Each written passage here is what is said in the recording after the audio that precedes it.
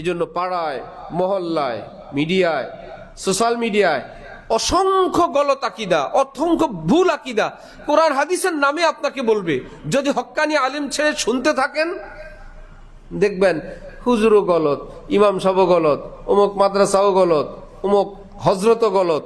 কত বড় সন্ধান আমি পেয়ে গেলাম, কারণ আপনাকে সিস্টেম করে আপনাকে ধ্বংস করে ফেলবে।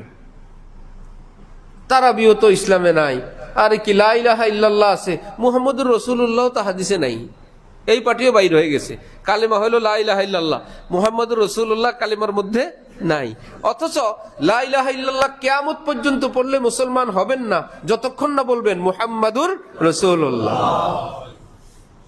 আলহামদুলিল্লাহ, আলহামদুলিল্লাহি ওয়া কাফা ওয়া সালামুন আলা ইবাদিহিল্লাযীনা ইসতাফা, আম্মা বা'দ, ফাআউযু বিল্লাহি মিনাশ শাইতানির রাজীম। বিসমিল্লাহির রহমানির রহিম। ইন্নাল্লাহা ওয়া মালাইকাতাহু ইউসাল্লুনা আলান নাবিয়্য ইয়া আইয়ুহাল্লাযীনা আমানু সাল্লু আলাইহি ওয়া সাল্লিমু তাসলিমা। সাদাকাল্লাহু মাওলানাল আযীম। ওয়া ক্বালা রাসূলুল্লাহি সাল্লাল্লাহু তাআলা আলাইহি ওয়া সাল্লাম, ইন্না লিল্লাহি মালাইকাতান সায়্যাহিনা ফিল আরদ ইউবাল্লিগুনি মিন উম্মতি আসসালাম। ওয়া ক্বালা রাসূলুল্লাহি সাল্লাল্লাহু তাআলা আলাইহি ওয়া সাল্লাম, আওলান নাসি বি ইয়াউমাল কিয়ামাতি আকসারুহুম আলাইয়া সালাহ। ওয়া ক্বালা রাসূলুল্লাহি সাল্লাল্লাহু তাআলা আলাইহি ওয়া সাল্লাম, মান সাল্লা আলাইয়া ওয়াহিদাতান সাল্লাল্লাহু আলাইহি আশরা মাররাত, আও কামা ক্বালা আন-নাবিয়্যু আলাইহি সসালাতু ওয়াসসালাম। মুহতারাম মুসল্লিয়ান কিরাম, আমি আল্লাহ পাক রব্বুল আলামিনের পবিত্র কালামের অংশ বিশেষ তেলাওয়াত করলাম এবং হযরত রাসূল করিম সাল্লাল্লাহু আলাইহি ওয়াসাল্লামের কয়েকখানা হাদিস শরীফ পাঠ করলাম। আল্লাহ পাক কোরআন শরীফ এবং হাদিস শরীফের কামেল হেদায়েত আমাদের সকলকে নসিব ফরমান। কোরআনে পাক এবং হাদিসে পাকের নূরে আমাদের জীবনকে সুন্দর করার তৌফিক দান করেন। হযরত রাসূল করিম সাল্লাল্লাহু আলাইহি ওয়াসাল্লাম ইরশাদ করেন, যে ব্যক্তি একবার নবীজির উপর দুরূদ শরীফ পাঠ করবে, আল্লাহ পাক তার উপর 10 বার রহমত নাজিল করবেন। অপর হাদিসে নবীজি ইরশাদ করেন, কিয়ামতের দিন যখন আল্লাহ পাক মুসলমানদেরকে জান্নাত দান করবেন, যেই ব্যক্তির আমল নামায় বেশি বেশি দুরূদ শরীফ পাওয়া যাবে, যত বেশি দুরূদ থাকবে তাকে নবীজির তত কাছের জান্নাত দান করবেন।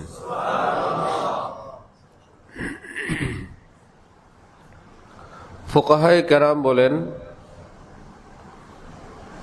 একবার দুরূদ শরীফ পড়া নবীজির উপর ফরজ। জীবনে একবার দুরূদ শরীফ পড়া ফরজ। যত মজলিসে নবীজির নাম মোবারক উচ্চারিত হবে, প্রথমবার দুরূদ শরীফ পড়া ওয়াজিব। এই ক্ষেত্রে বলনেওয়ালা শুননেওয়ালা অনেকের ভুল হয়। বলনেওয়ালা কখনো দুরূদ শরীফ পড়তে গিয়ে রেওয়াজি এক বিশেষ উচ্চারণে দুরূদ পড়েন। রাসূল সাল্লাল্লাহু আলাইহি সাল্লাম বলেছেন, বয়ান, বক্তৃতা, ওয়াজের ভিড়ের কারণে দুরূদ শরীফের সময় থাকে না। বক্তৃতা করা দরকার, বয়ান করা দরকার, মূল কথাটা দ্রুত বলা দরকার। দুরূদ শরীফ তো একটা ফর্মালিটি, যার জন্য দুরুদ শরীফ পড়ে সালাত সালাম বলে, এই দুরুদে ওয়াজিব আদায় হবে না। আমি আপনি যা বলবো কথা তো সেটাই হবে। সহজ ভাষায় যদি আমি আপনি খেয়াল করি, কোনো রেকর্ডার যদি রেডি রাখি, তার সামনে যদি কেউ বলে সালাত সালাম, একটু পরে শোনা যাবে কি সাল্লাল্লাহু আলাইহি ওয়াসাল্লাম। জি ভাই, সালাত সালাম এটা তো দুরুদ। সুতরাং রেকর্ডিং যেভাবে হোক, এটা যখন স্টার্ট দিব, ওর ভিতর থেকে সহি শুদ্ধ দুরুদ বের হবে না যেমন রেকর্ড ঠিক তেমনই উঠবে। আমার আপনারা আমল নামায়, আমার আপনার কথাটা ঠিক যেভাবে বলবো আমল নামায় ওইভাবেই উঠবে। তো আমল নামায় তো উঠলো সালাত সালাম, এটা তো দুরুদ না। দুরুদ তো কি সাল্লাল্লাহু আলাইহি ওয়াসাল্লাম, সাল্লাল্লাহু আলাইহি ওয়াসাল্লাম। এটা যদি বলি তাহলে এটা দুরুদ শরীফের যে ফরজ ওয়াজিব সেটাও আদায় হবে, দুরুদ শরীফের যে ফাজাইল আল্লাহ পাক সেটাও দান করবেন। আজকে থেকে আমরা সকলেই খুব যত্ন সহকারে দুরুদ শরীফ পড়ার চেষ্টা করব, কেমন ইনশাআল্লাহ? একবার দুরুদ শরীফে কয়বার রহমত? 10 বার রহমত নাজিল হবে। সুবহানাল্লাহ। আরেক হাদিসে রাসূল সাল্লাল্লাহু আলাইহি ওয়াসাল্লাম ইরশাদ করেন, আল্লাহ পাকের পক্ষ থেকে ভ্রমণকারী পর্যটক ফেরেশতা পুরো পৃথিবীতে ভ্রমণ করেন, বিচরণ করে। যে যেখানে দুরুদ শরীফ পাঠ করে, সাথে সাথে এই দুরুদ শরীফ নিয়ে নবীজির রওজায় পৌঁছায় দিয়ে আসে। মোল্লা আলী কারি রহমতুল্লাহ আলাইহি লিখছেন, কোন খাঁটি হক্কানি আল্লাহওয়ালার অন্তরে যদি কারো জায়গা হয়ে যায়, সহি আল্লাহওয়ালা, বাস্তবেই তিনি আল্লাহওয়ালা, এইরকম কোন কামেল ওলির অন্তরে যদি কারো একটু জায়গা হয়ে যায়, তিনি তাকে ভালোবাসেন, আদর করেন, স্নেহ মায়া মমতা করেন, তাহলে ওই লোকের ভাগ্য খুলে যায়। আল্লাহ পাকের খাস রহমতের দৃষ্টি থাকে আল্লাহর ওলিদের অন্তরের উপর। সেই অন্তরের উপর নজর দিলে সেখানে পাওয়া গেল আরেকজন মানুষের ঠিকানা, যে এই অন্তরে আল্লাহর কোনো বান্দার একটু ঠিকানা আছে, সেও রহমতের আওতায় পড়ে যায়। তাহলে রাসূল সাল্লাল্লাহু আলাইহি ওয়াসাল্লামের রূহ মুবারকে, আত্মা মুবারকে যদি কারো জায়গা হয়ে যায়, নবীজির আত্মা মুবারক যদি কারো উপর খুশি হয়ে যায়। হযরত ওয়ালা করাচি রহমতুল্লাহ আলাইহি এর এক মুরিদ স্বপ্নে দেখলো রাসূল সাল্লাল্লাহু আলাইহি ওয়াসাল্লাম কে, কিন্তু স্বপ্নে হযরত ওয়ালা করাচি সম্পর্কে হযরতের মুরিদকে নবীজি বলতেছেন যে, তোমার শায়েখ হাকিম আখতারের কোনো খবর পাই না। বেচারা এসে স্বপ্ন শুনাইলেন, সাথে সাথেই হযরত ইস্তেগফার শুরু করলেন, উপস্থিত সকলকে নিয়ে দুরূদ শরীফ পাঠ করা শুরু করলেন। একটু পরে বললেন, নিয়মিত যে দুরূদ শরীফ পড়ার আমল ছিল, ওজিফা করা হতো, বিভিন্ন অসুস্থতায় ব্যস্ততার কারণে কয়েকদিন সেই দুরূদ শরীফের আমলে গ্যাপ হয়ে গেছে। এই খবর নবীজি এই ভাষায় পাঠাইছেন যে, তোমার শায়েখ হাকিম আখতারের কয়েকদিন যাবৎ কোনো খবর পাই না। প্রতিদিন সেখান থেকে দুরূদ শরীফের হাদিয়া আসতো, এখন আসে না। তার মানে আহলুস সুন্নাহ ওয়াল জামাআহ, যার বিপরীতে শিয়া, খারিজি, রাফিজি, কাদরিয়া, জাবরিয়া, মুরজিয়া, বেদাতি, শিরকি, হাজারো মতবাদ, সবটা থেকে মুক্ত কোরআন হাদিসের উপর নির্ভর করে সহি আকীদা পোষণকারী উম্মতের জামায়াতের নাম কি? আহলে সুন্নাহ ওয়াল জামাআহ। এটা কোন সংগঠন হিসেবে নাম না, এটা আকীদা হিসেবে নাম। এটা কি সংগঠন হিসাবে না আকীদা হিসাবে? যেমন কোরআন শরীফে আল্লাহ পাক বলছেন দল দুইটা, একটা শয়তানের দল, একটা আল্লাহর দল। শয়তানের দলের নাম হিজবুশ শাইতান, আল্লাহর দলের নাম কি? হিজবুল্লাহ। হিজবুর অর্থ দল, হিজবুল্লাহ আল্লাহর দল, হিজবুশ শয়তান শয়তানের দল। আল্লাহ পাক বললেন দলই পৃথিবীতে দুইটা, হয়তো শয়তানের দল নয়তো কার দল? আল্লাহর দল। আল্লাহর দলের নাম কি? হিজবুল্লাহ। তাহলে আমরা কি শয়তানের দল না হিজবুল্লাহ? আল্লাহর দল না? হ্যাঁ, আবার বাংলাদেশে আবার হিজবুল্লাহ নামে একটা সংগঠন আছে, এর অর্থ কি সেই দলে যোগ দেওয়া লাগবে? কোরআনে হিজবুল্লাহ আছে, আমরা সেই হিজবুল্লাহ সবাই, যত মুসলমান পুরো পৃথিবীতে আছে সবাই কি হিজবুল্লাহ। এর অর্থ এই না যে একটা সংগঠন হিজবুল্লাহ সেটা করা লাগবে। ওনারা সুন্দর একটা নাম কোরআন শরীফ থেকে নিছেন, ভালো একটা সুন্দর নাম নিছেন, খুব ভালো, ওনারাও হিজবুল্লাহ, আমরাও কি হিজবুল্লাহ। আহলুস সুন্নাহ ওয়াল জামাআহ এটা হাদিসে পাকের একটা ভাষা, এই ভাষাকে নিয়ে কেউ একটা সংগঠন করছেন, এর অর্থ এই না আমাদের ওই সংগঠনটা করা লাগবে, বরং আমরা সব মুসলমান যারা খাঁটি সহি আকীদার, আমরা সবাই কি আহলুস সুন্নাহ ওয়াল জামাআহ। আমরা বেদাতি না, আমরা শিরকি না, আমরা শিয়া না, আমরা খারিজি রাফিজি না, মুরজিয়া না, ইত্যাদি না, কাদিয়ানি না, আমরা সবাই কি আহলুস সুন্নাহ ওয়াল জামাআহ। এর মধ্যে যে যেই চিন্তা নিয়ে আসেন সহি আকীদার উপর থেকে হইতে পারে একটু ভিন্নতা। বাদামতলির ব্যবসায়ী, এই বলে কি সবাই এক ফলের ব্যবসা করা লাগবে? যে ভাই আপনি, আমিও ব্যবসায়ী আপনি ব্যবসায়ী, আমাদের মধ্যে তো কোনো মিল নাই, আপনি বেচেন আঙ্গুর আমি বেচি আপেল, হইতে পারে? এখানের ব্যবসায়ী লাইসেন্স যেটা, সেটা থাকলে আপনি ভোটের সময় আপনার নামেও হাদিয়া তোফা আসতে থাকবে। ভোটার হইলে হয়েছে, লাইসেন্স থাকলে হয়েছে, ইম্পোর্টার হইলে হয়েছে, যে যেটা করে। ঠিক কিছু নীতিমালা এক হওয়ার পর তারপরে সবাইকে একই জামা, একই টুপি, একই ডিজাইন, একই দরবার হওয়া জরুরি না। যে একদম সবাই এক হুজুরের অধীন কিয়ামত পর্যন্ত থাকতে হবে, এটা হবে না। যদি একই হুজুরের অধীন সবাইকে থাকতে হয়, তাহলে হানাফি শাফি মালিকি হাম্বলির কি করবেন? সেখানে কি এক হুজুর না চার হুজুর? কিন্তু চার হুজুর মিলে চার দল না এক দল? এটা বুঝলে সবটা বুঝবেন। চার মাযহাব মিলে দল কি চারটা না একটা? আহলুস সুন্নাহ ওয়াল জামাআহ। চার দল মিলে ইহদিনাস সিরাতাল মুস্তাকিম, আল্লাহ সিরাতুল মুস্তাকিম দে, হ্যাঁ তোমরা সিরাতুল মুস্তাকিমে আসো। ওই পার্টি, আমরাও সিরাতুল মুস্তাকিম, সব সিরাতুল মুস্তাকিমের উপরেই আছে, অথচ নামাজ পড়ে দুই রকম, আমিন বলে দুই রকম, কেরাতে সিস্টেম দুই রকম।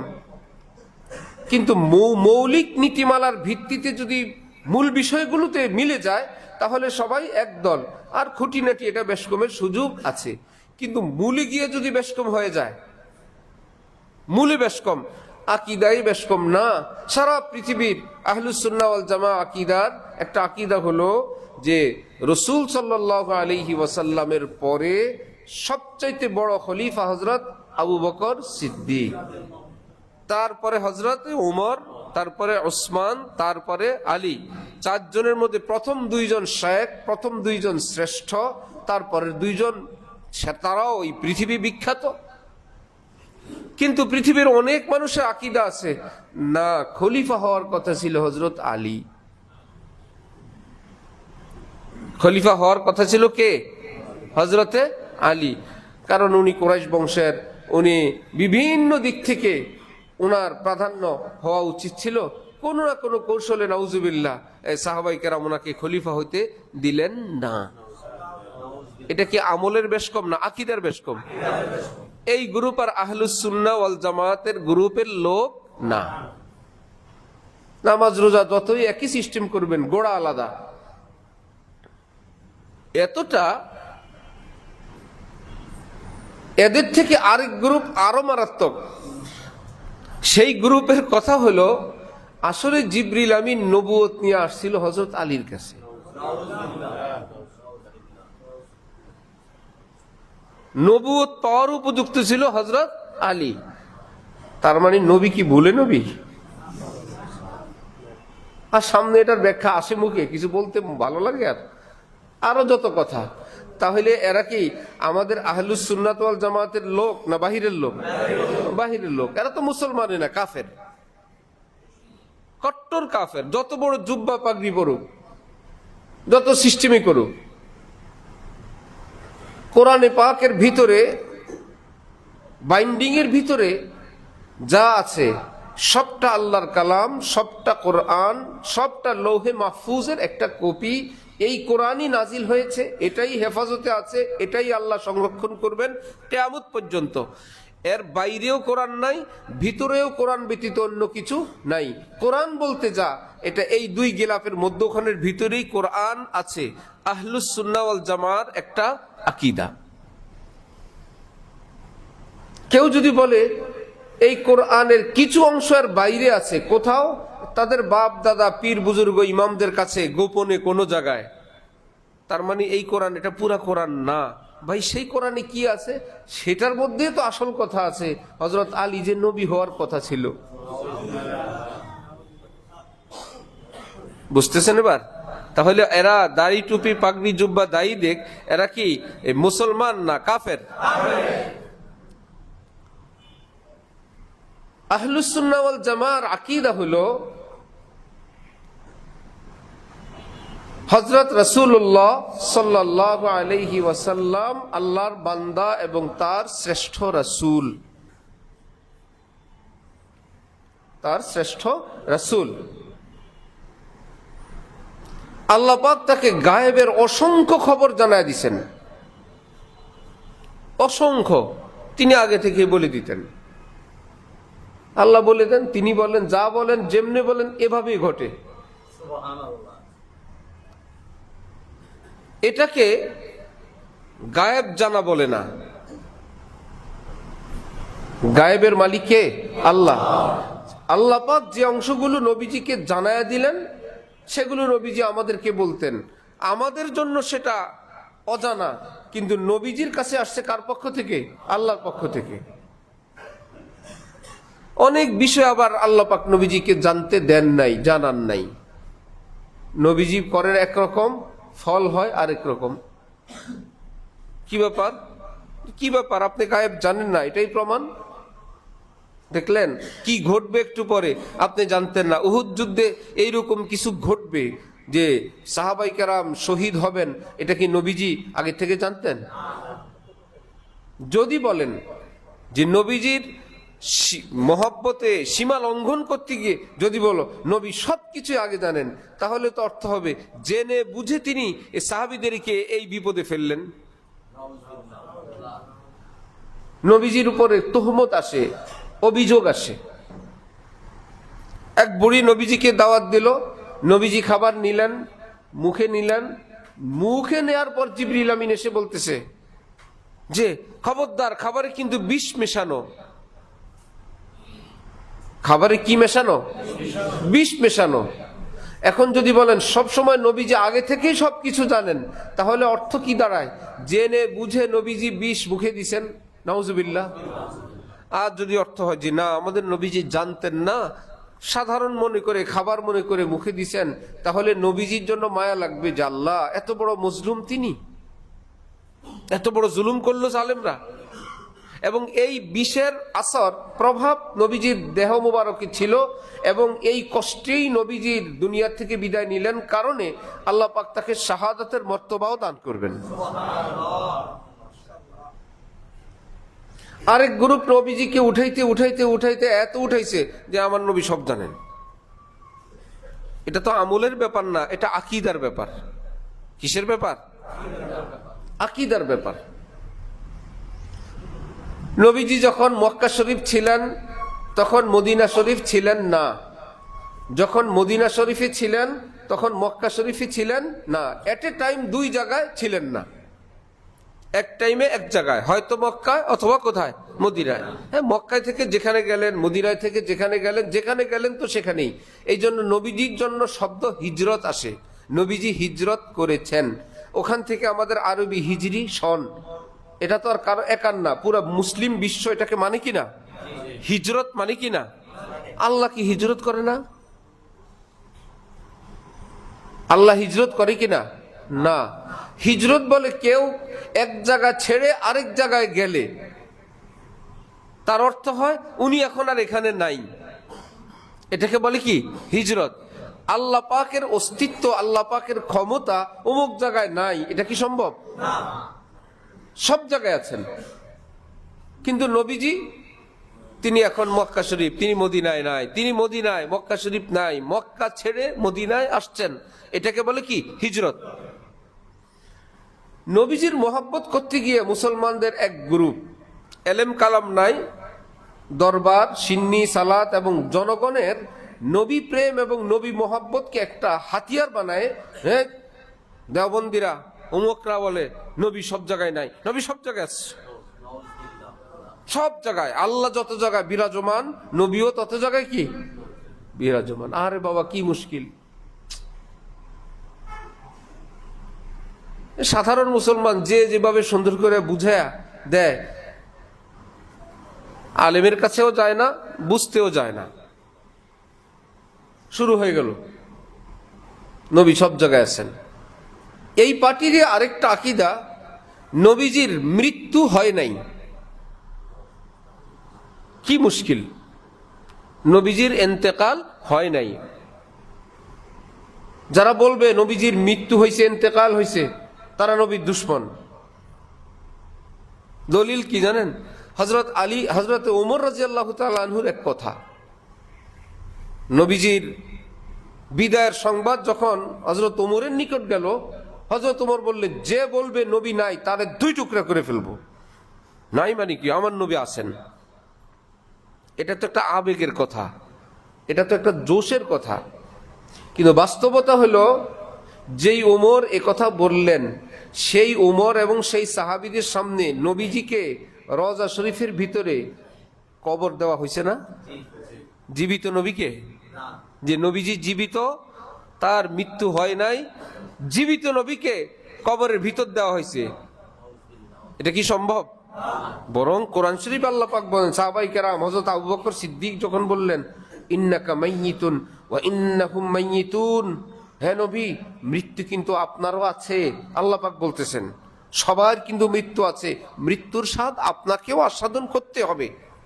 এটা বোঝানোর পর হযরত ওমর একটু স্বাভাবিক হলেন।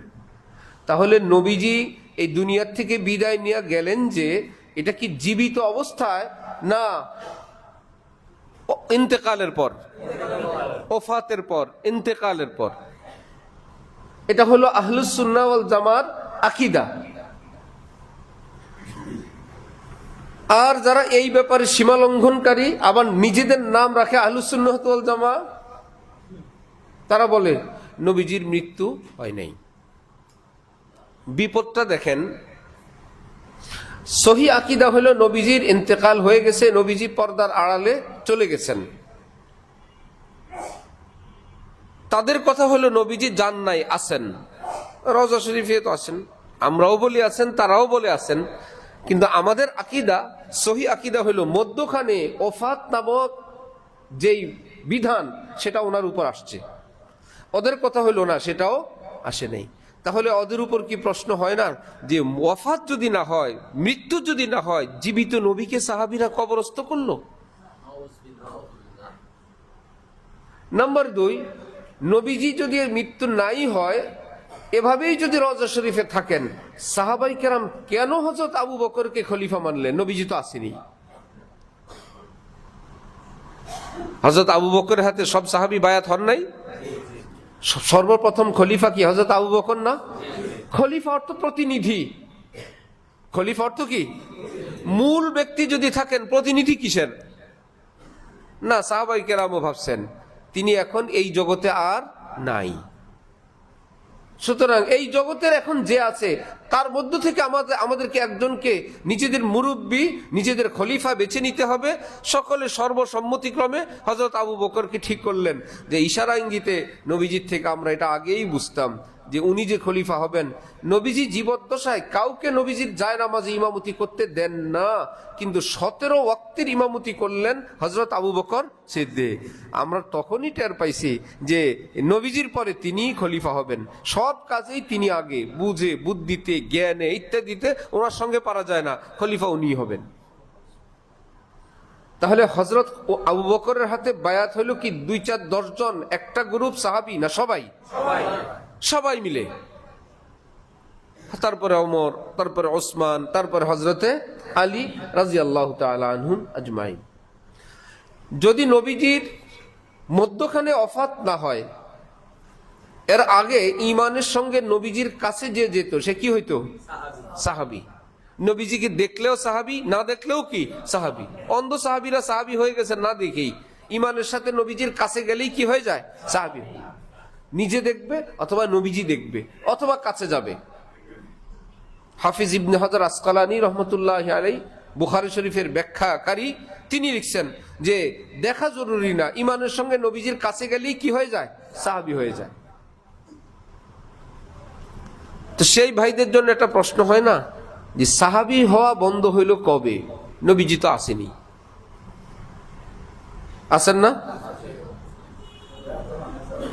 এবং সকলের আকীদা তাদের এবং সহি আকীদা হইল এখনো যারা রওজা শরীফের সামনে যায় নবীজি তাদেরকে দেখতে পান এবং সালামের শুনেন, সালামের জবাব দেন। এটা আকীদা সহি, আমাদেরও আকীদা। উম্মত যখন সালাম দেয় আসসালাতু ওয়াসসালামু আলাইকা ইয়া রাসূলুল্লাহ, রওজা শরীফ থেকে নবীজি জবাব দেন ওয়া আলাইকাস সালাম ইয়া উম্মতি। এত বড় সালাম আদান প্রদানে সাহাবী হয়ে যাওয়ার কথা না? আমাদের তো আকীদা যেহেতু তার দুনিয়া থেকে বিদায় হয়ে গেছে, সাহাবী হওয়ার পাঠ বন্ধ হয়ে গেছে। আপনাদের যাদের আকীদা উনি দুনিয়া থেকে বিদায় নেন নাই, তাহলে আপনারা কমপক্ষে সাহাবী হন না কেন? আমরা হইতে না পারি, আপনারা তো সাহাবী হবেন, হওয়ার কথা না? আপনাদেরকে দেখে আমরা তাবি হয়ে যেতাম, আপনারা সাহাবী হন। আরেকটা অভিযোগ হয়, নবীর যুগে নবীজি যখন দুনিয়ায় ছিলেন নবীজি দেখতেন কিন্তু সাহাবী হইতো না। কারা? কাফেররা। নবীজি দেখতেন কিন্তু মুসলমান কি হইতো না? সাহাবী হইতো না। এরকম মানুষ কারা ছিল? আপনারা কোন কাতারে যান? নবীজি দেখে তারপরেও সাহাবী হন না। এত দেখা দেখলো নবীজি সাহাবী, আপনারা হইতে পারলেন না, ব্যাপার কি?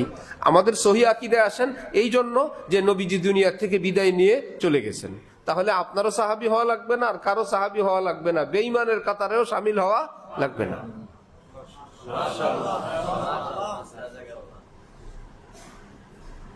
দুরূদ শরীফ কেউ পড়ে বসে, কেউ পড়ে দাঁড়ায়, এটা ছোটবেলা থেকে সারা দেশের। এটার সঙ্গে একদল লোক এই সর্বসাধারণ মুসলমানের সঙ্গে একটু যুক্ত করে দিছে। দুরূদ শরীফে কেন দাঁড়ায় জানেন? নবীজি আসেন। দুরূদ শরীফ দাঁড়ায় পড়া এত বড় কঠিন অপরাধ না ভাই। দুরূদ শরীফ পড়ছে একজনে, আমাদের বাপ দাদারা কত মুরব্বীরা পড়ছেন না। এমন কোন জঘন্য অপরাধ না যে এটা করলে কেউ মারাত্মক কোনো গুনাহগার হয়ে যাবে। কিন্তু ওই সুযোগ সন্ধানীরা, ওই যারা নবীজি সব জায়গায় আছেন, ওই পার্টিদের আকীদা হইল দুরূদ শরীফ পড়লে নবীজি কি হয়? তাশরীফ নিয়ে আসেন, নবীজির সম্মানে দাঁড়ায়, নবীজি যেহেতু এসে গেছেন। এই গ্রুপকে বলা হয় এরা আহলুস সুন্নাহ ওয়াল জামায়াতের লোক না, নিজেরা নিজেদের নাম যাই রাখুক। নারায়ণগঞ্জে এক ইমাম সাহেব আলেম ওলামা সহি আকীদার মুসলমানদেরকে বুঝাইছেন যে দুরূদ শরীফ পড়লে ফেরেশতারা দুরূদ নিয়ে যায়, নবীজি এখানে আসেন না। এলাকা একটু গরম, হ্যাঁ এত নবীর দুশমন ইমাম হয়ে গেছে, মিলাদ পড়তে হবে, দাঁড়াইতে হবে। কেন ভাই? নবী আসবেন আপনি বসে থাকবেন, বেয়াদবি করবেন? তাদের মাথায় এমন ঢুকছে এই বিষয়। এখন ইমাম সাহেব আর কি করবেন? ইমাম সাহেব দাঁড়ায় মিলাদ শরীফ শুরু করছেন, পড়তে আসেন, হাঁটু তো তার কুলায় না। এখন একজন ইশারা দিয়ে বলল, হুজুর বসেন। কেমনে বসি? নবী তো যায় না।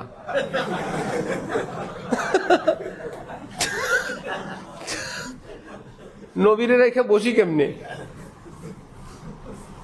হুজুর আর হাঁটু কুলায় না কেন? দাঁড়ায় থাকো। যত ভ্রান্ত আকীদার একটা জায়গায় দুইটা জায়গায় এরকম। চোর যখন চুরি করে একটা বিতর্কে গিয়ে আটকা পড়ে যায়, আর উত্তর দিতে পারে না, অনেকক্ষণ চাপা ছাড়ে, অনেকক্ষণ কথা বলে, এক দুই পয়েন্টে গিয়া আর পারে না। এই জুতা কার? আস্তে মাথা নোয়ায় দেয়। এই সিসি ক্যামেরাতে এটা কার, আস্তে এতক্ষণ এসা তেসা। তো নবী তো যায় না, এবার তারাও বুঝছে যে ঘটনা কি। আপনারাই মনে মনে প্রশ্ন করেন যে দুরূদ শরীফ পড়লে নবীজি আইসা যায়। আমরা তো দুরূদ শরীফ সারাদিন যার যখন সুযোগ হয় পড়েন কিনা? তো কোন দুরূদ পড়লে নবীজি আসে? এক নম্বর প্রশ্ন। কয়জন মিলে পড়লে নবীজি আসে? কি বলার সাথে সাথে নবীজি আইসা যায়, আর কি বললে নবীজি চলে যায়, একটু জানেন, জিজ্ঞেস করেন যে কোন শব্দ বলার সাথে সাথে নবীজি আসেন, আর নবীজি যাওয়ার জন্য কি সংকেত দেন যে নবীজি আর হাঁটু কুলায় না, আপনি যান, আমরা বসি। আমি বলছি না দাঁড়ায় দুরূদ শরীফ পড়া যাবে না, সেটা আরেকটা মশালা, কিন্তু এটার সঙ্গে যে শিরকি আকীদা যোগ হইলো, আমি ওই অংশটুকুন কথা বলছি। যে নবীজি আসছেন এই বলে দুরূদ শরীফ দাঁড়ানো, কেউ দাঁড়ায় দুরূদ শরীফ পড়ে, এটা কি আমি নাজায়েজ বলছি না জায়েজ? জায়েজ। কিন্তু আকীদা যেটা নবীজি আসেন, এই আকীদা শিরিক। তাহলে আর নবীজির ফেরেশতা, আল্লাহ পাকের পক্ষ থেকে ফেরেশতা যে দুরূদ শরীফ নিয়ে ফেরেশতারা নবীজির রওজায় যায়, গিয়ে দেখবো তো নবীজি নাই। নবীজি তো যে দুরূদ পড়ে তার বাড়িতে চলে গেছেন। দুরূদ শরীফ দুই রকম, একটা হলো আল্লাহুম্মা সাল্লি আলা মুহাম্মদ সাল্লাল্লাহু আলাইহি ওয়াসাল্লাম, আল্লাহুম্মা সাল্লি আলা মুহাম্মদ ওয়া আলা আলি মুহাম্মদ, যেটার মধ্যে আছে আয় আল্লাহ আপনি আমার দুরূদ পৌঁছায় দেন, আল্লাহ আপনি নবীর উপর এটা করেন, আয় আল্লাহ এটা করেন। এই দুরূদগুলো হলো আমরা যখন নবীজি থেকে দূরে থাকি। রওজা শরীফ গিয়ে কি আল্লাহুম্মা সাল্লি আলা মুহাম্মদ না আসসালাতু ওয়াসসালামু আলাইকা ইয়া রাসূলুল্লাহ, ইয়া রাসূলুল্লাহ, ইয়া রাসূলুল্লাহ আমি তো আপনার খেদমতে আপনার কদমে হাজির, আসসালামু আলাইকুম। বাবা যদি দেশে থাকেন, ছেলে বিদেশে থাকলে সেখানে বসে কি বলে? আব্বা আসসালামু আলাইকুম। আব্বা তো দেশে, তখন কাউকে বলে আমার আব্বাকে সালাম দিয়েন, বলে না? যখন বাবার সামনে আসে, আয়সা কি দাঁড়ায় বলে ভাইয়া আব্বারে সালাম দিয়েন, না নিজেই সালাম দেয়? আমি তো বাবার সামনেই, এখন বলে আব্বা আসসালামু আলাইকুম। আর যখন বিদেশে থাকে, দূরে থাকে, তখন বলে ভাই চাচা আমার আব্বাকে সালাম দিয়েন। ঠিক উম্মতের জন্য দুরূদ শরীফও দুই রকম। যখন আমরা দূরে থাকি আল্লাহুম্মা সাল্লি আলা মুহাম্মদ ওয়া আলা আলি মুহাম্মদ অথবা সাল্লাল্লাহু আলাইহি ওয়াসাল্লাম, যত ধরনের সহিহ শুদ্ধ দুরূদ আছে, অর্থ হলো আল্লাহ আমার এই দুরূদটুকু নবীজির রওজা শরীফে পৌঁছায় দেন, আল্লাহ আমার এই দুরূদটুকু নবীজির খেদমতে পাঠায় দেন। আল্লাহ আমি তো যাইতে পারি না, কিন্তু যখন নিজে নবীজির রওজায় যাব, তখন দাঁড়ায় দাঁড়ায় কি বলবো? আল্লাহ আমার দুরূদ সালাম নবীজির রওজায় পাঠায় দেন, না আসসালামু আলাইকুম। আল্লাহ পাক নবীজির কদমে নিয়ে আসছেন, তখন তো ডাইরেক্ট। আল্লাহ আল্লাহ আমাদেরকে সহিহ আকীদাওয়ালা হওয়ার তৌফিক দান করেন। আগে যখন দুরূদ শরীফ পড়তো, আমরা হিফজখানায় পড়তাম, আমরাও দাঁড়ায় দাঁড়ায় মিলাদ পড়তাম। এক হুজুর কিছুক্ষণ বলতেন, আমাদেরকে ইশারা দিতেন, বাকি কথা আমরা বলতাম।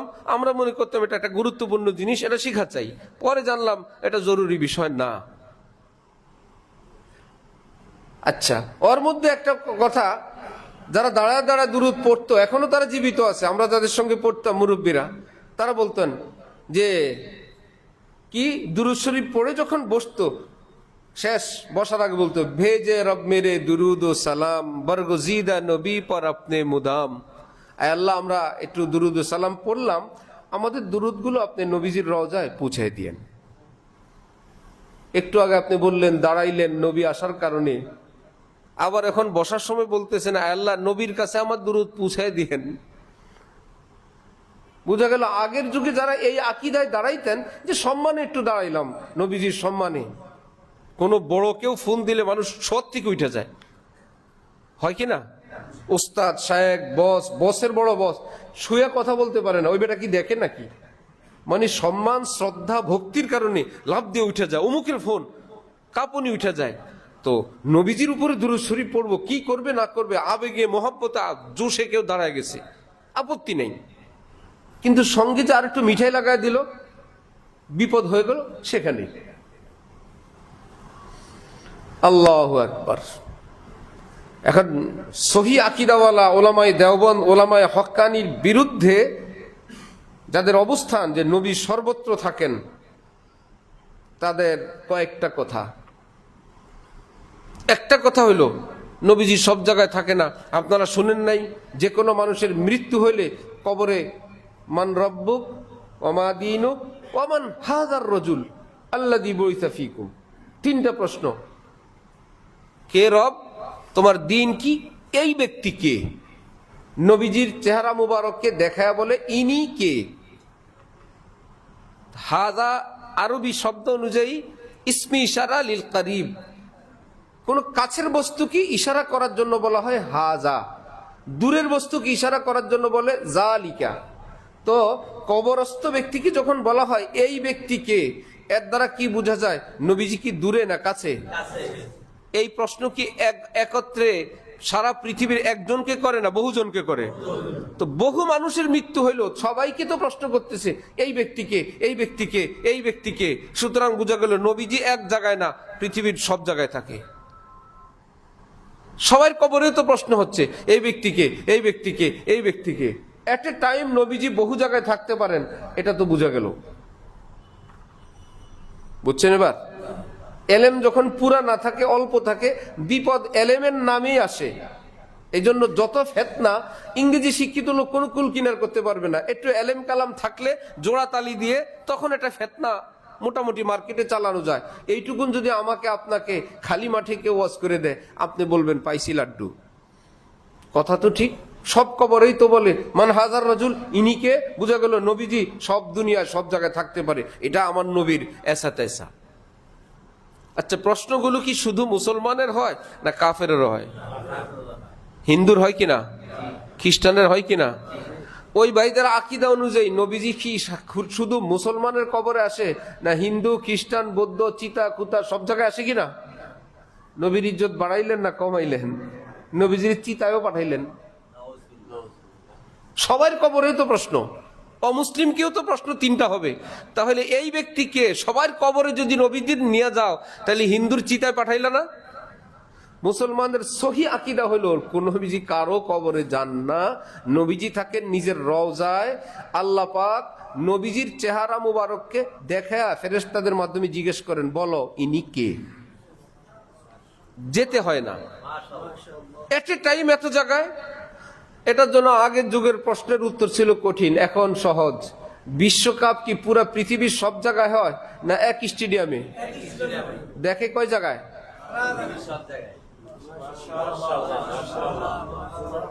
বিশ্বকাপ চলে এক জায়গায়, দেখে সারা পৃথিবীতে। পৃথিবীর লোকেরা, বাঙালিরা যখন দেখে কাতারে বিশ্বকাপ চলতেছে টেলিভিশনের পর্দায়, এই যে একজন খেলোয়াড় দিচ্ছে, গোল দিল, সে কি বলে? আঙ্গুলির ইশারাতে কি বলে? ওই যে কাতারে গোল দিতেছে, এটা বলে না এই বলে? কারণ সে যেহেতু দেখে, দূরেরটাকেও সে কাছেই বলে। এই যে এই খেলোয়াড়টা, এই যে গোল দিল, এই যে এই খেলোয়াড়টা, এই এই বলে, ওই ওই বলে না, কাতারের নিয়তে বলে না, যেন ঘরের মধ্যে আসে। ঠিক না? কারণ যেহেতু দেখা যায়, যেহেতু দেখা যাওয়ার কারণে মনে হয় কাছেই। ঠিক কবরস্থ ব্যক্তিকে যখন প্রশ্ন করবে নবীজিকে এতটা কাছে দেখানো হবে, সে এই জন্য ফেরেশতারা বলবে বলো ইনি কে। নবীজি তো আছেন রওজায়, আল্লাহ পাক তাকে এইভাবে লাইভে সম্প্রচার করে আল্লাহ পাক তাকে দেখার ব্যবস্থা করে দেন।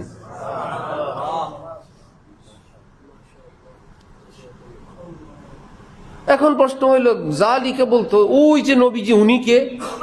ওটার উত্তর তো আমরা দিলাম যে যেহেতু দেখা যায় এই জন্য কাছের। আরেকটা উত্তর হইল হযরত ইব্রাহিম আলাইহিস সালাম। হযরত ইব্রাহিম আলাইহিস সালামের গোত্রের লোকেরা ছিল মুশরিক।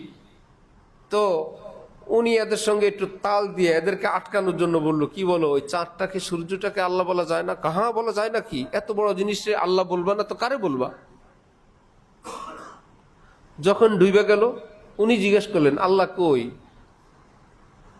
মানে আল্লাহ কই মানে আমার আল্লাহ না তোমাদের আল্লাহ? তোমাদের আল্লাহ। আমার আল্লাহ তো আমার আল্লাহ। তোমরা যে একটু আগে সূর্যরে খোদা বানাইলা, সূর্য খোদা কই? সূর্য কি থাকে নাকি? ডুবে গেছে। আস্তাগফিরুল্লাহ, খোদা নাই, আমরা বন্দারা রইলাম, খোদা চলে গেছে। এইরকম জিনিসই খোদা বানান যায় না। যেই খোদা নিজেই নাই হয়ে যায় বন্দাকে রাইখা, এইরকম খোদা আমার দরকার নাই। আমার খোদা দরকার যেই খোদা সব সময় থাকবেন। এইরকম বাটে বাটে ফেলায়া তাদেরকে একটা বিপদে ফেললেন। যখন সূর্য দেখলেন তিনি বললেন হাজা রব্বি, হাজা কোরআন শরীফের আয়াত, হাজা এটা কি আমার রব হইতে পারে? হাজা, সূর্য কি আমাদের কাছে না অনেক দূরে?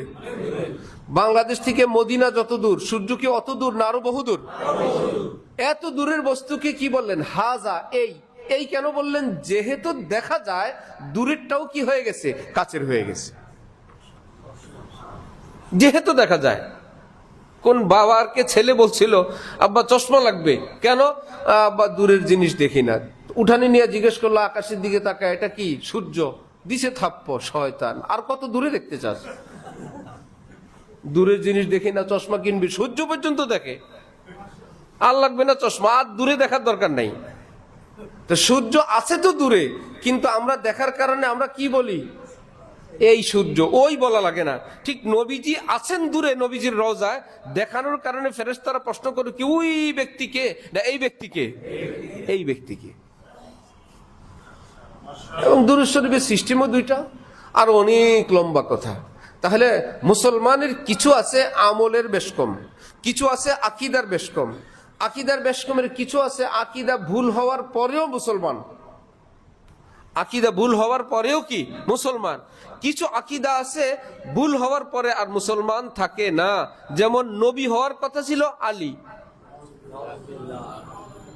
আর কাজ কথা হবে না। এই কোরআন না, তাহলে আর কাজ হবে না। এই কোরআনের এক দুই আয়াত বাহিরে আছে, অথবা বাহিরের কোনো কথা ভিতরে আছে, তাহলে আর যতই দাড়ি টুপি পাগড়ি লাগান আর মুসলমান থাকবে না। আল্লাহ আমাদেরকে হক্কানি আলিমদেরকে চেনার, কদর করার তৌফিক দান করেন। আমলের চেয়ে আকীদা বড়। আমলের চেয়ে কি বড়? আকীদা বড়। আরেক গ্রুপ আছে, কোন আমলের যদি কমতি হয় সে কাফের। কি মুশকিল!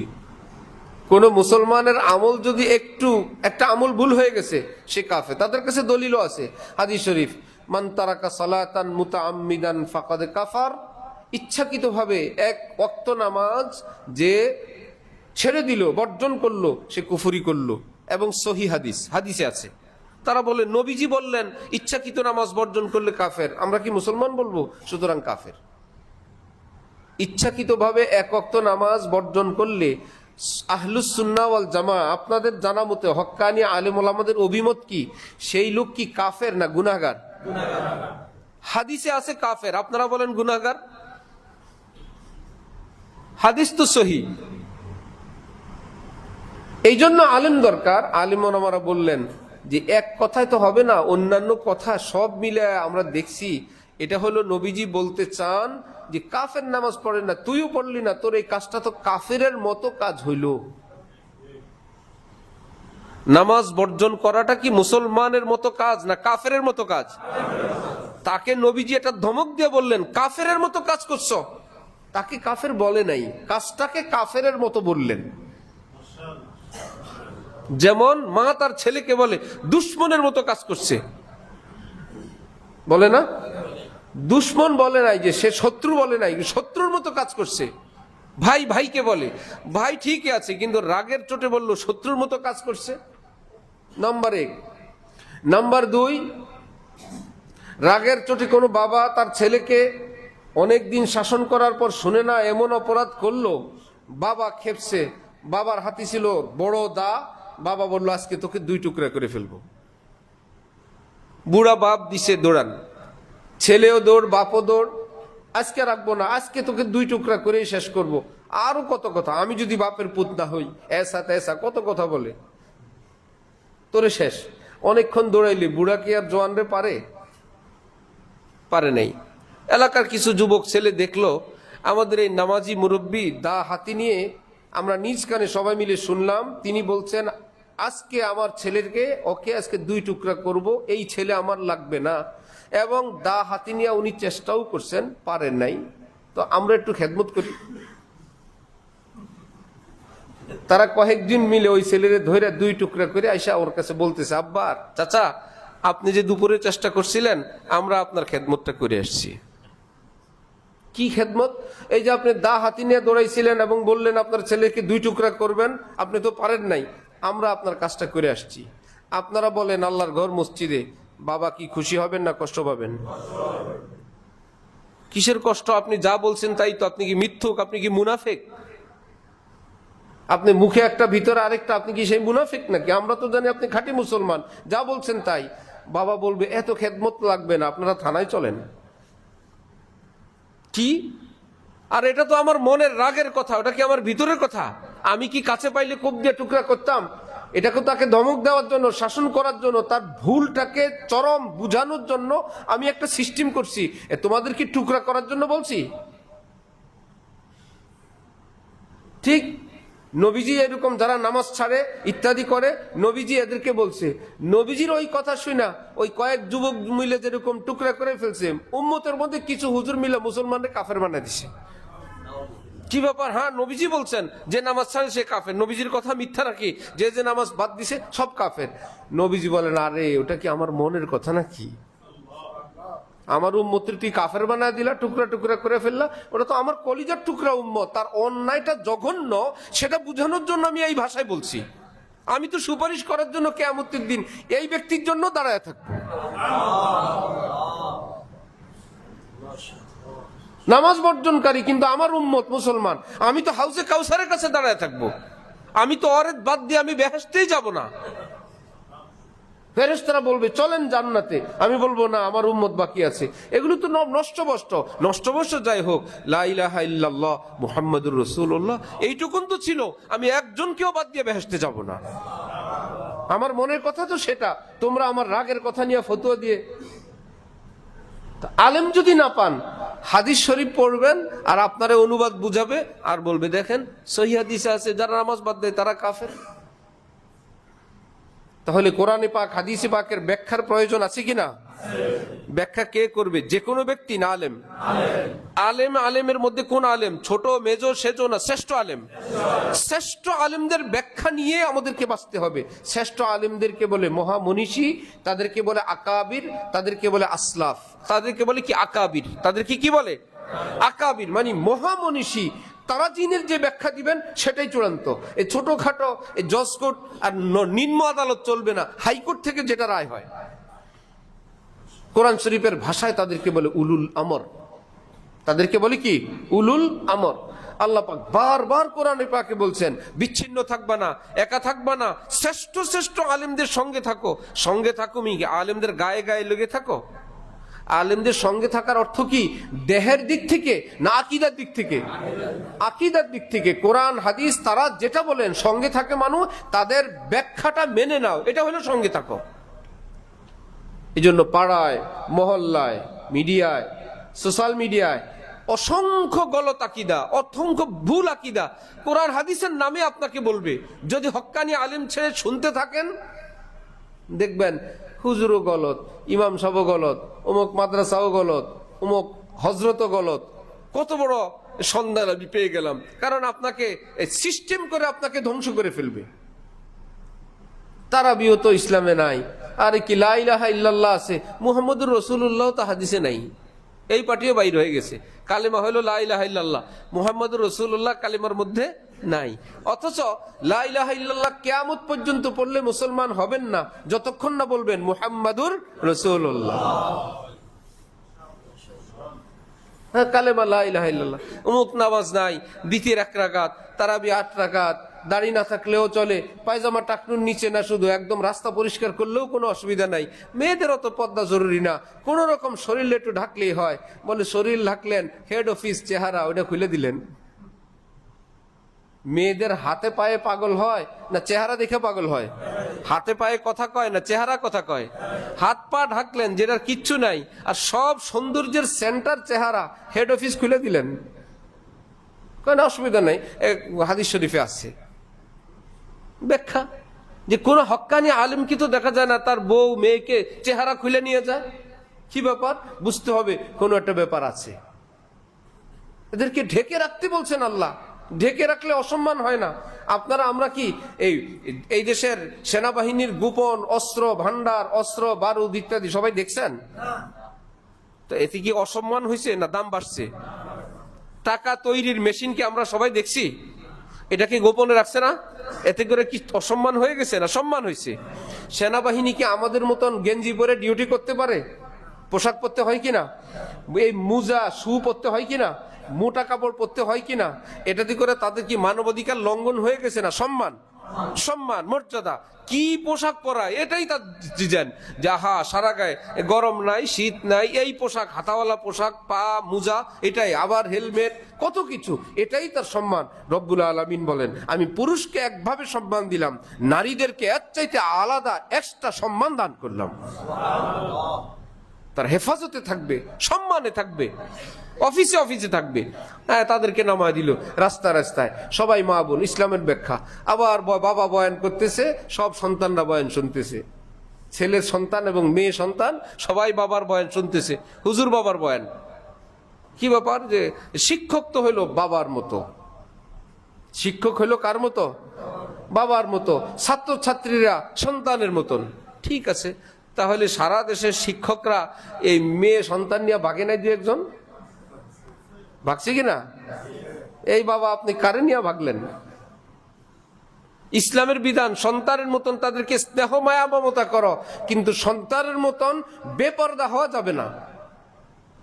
পর্দার সঙ্গে, যার পর্দা জরুরি তাকে পর্দার সাথে সম্মান দাও, ইজ্জত দাও, সন্তানের আসন দাও, কাউকে মায়ের আসন দাও, কাউকে বোনের আসন দাও, কিন্তু আপন মা আর যে আপন মা না, তার বিধান শরীয়তে একরকম না।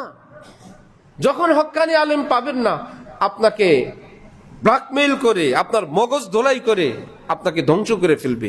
এই জন্য ফজলে রহমান গঞ্জ মুরাদাবাদী, ভারতের এক শ্রেষ্ঠ আলেম বুজুর্গ, তিনি বলতেন, সবে কদর যদি আমি নিশ্চিত পাই, আজকে সবে কদর আমি জেনে গেছি, আজকে দোয়া কবুল হবে, সারা রাত দোয়া করব একটা হইলে হয়েছে, সারা রাত আল্লাহর কাছে একটা কথাই বলতে থাকবো, আয় আল্লাহ, আমাকে কোন হক্কানি আলেম আল্লাহওয়ালার সন্ধান দেন, আল্লাহ হক্কানি কোন আল্লাহওয়ালা আলেমের সন্ধান দেন, আল্লাহ হক্কানি আলেম আল্লাহওয়ালার সন্ধান দেন। কেন বলে? হক্কানি আলেম আল্লাহওয়ালা হইল নবীর অবর্তমানে খাঁটি নায়েবে রসুল। নবীর যুগে নবীকে পাইলে যেরকম সব পায়, নবীর অবর্তমানে হক্কানি কোন আলেম আল্লাহওয়ালা পাইলে দিন ইমানের আমি সব পেয়ে যাব, সব পেয়ে যাব। তখন আর সবকিছু ফতোয়া না। এক কথায়, আমার হুজুর তারা 20 রাকাত পড়েন, হয়েছে, আর ফতোয়া লাগবে না, আমি 20 রাকাত, আর কোনো ওয়াজ বক্তৃতা লাগবে না, আমি যাকে ভালোবাসি, আমার হজরত, আমার শায়েখ 20 রাকাত, তুমি তোমার ফতোয়া লয়ে ভাগো। আমার হজরত টাকনুর উপর পোশাক পরে, আমি এটাই পরবো। আমার হুজুর দাড়ি রাখে এক মুষ্টি, সেটাই। 3 রাকাত বিতির পরে, সেটাই। তখন আর মাসআলা মাসাইলের অযোগ্য লোকের এই খামাখা পেচালার হবে না। কারণ আমি হাদিস কি বুঝেন, কোরআনের কি বুঝেন যে আপনি হাদিস তাফসীর দিয়ে আপনি এগুলোর সমাধান করবেন?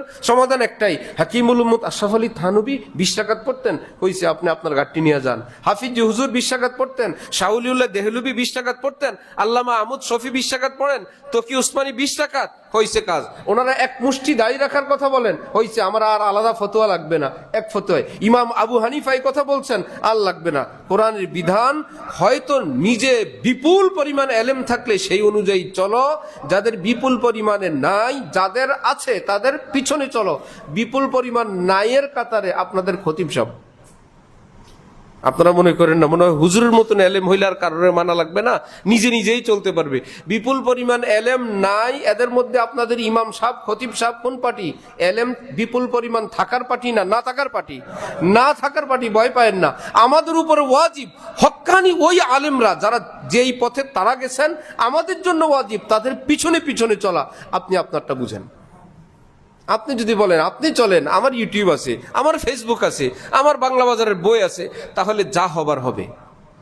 আল্লাহ পাক আমাদেরকে হক্কানি আলেমদেরকে চেনার, কদর করার, তাদের চিন্তা চেতনা ব্যাখ্যা বিশ্লেষণ মেনে আহলুস সুন্নাহ ওয়াল জামাআহ হয়ে কবরে যাওয়ার তৌফিক দান করেন। ওয়া আখিরু দাওয়ানা আলহামদুলিল্লাহি রাব্বিল আলামিন।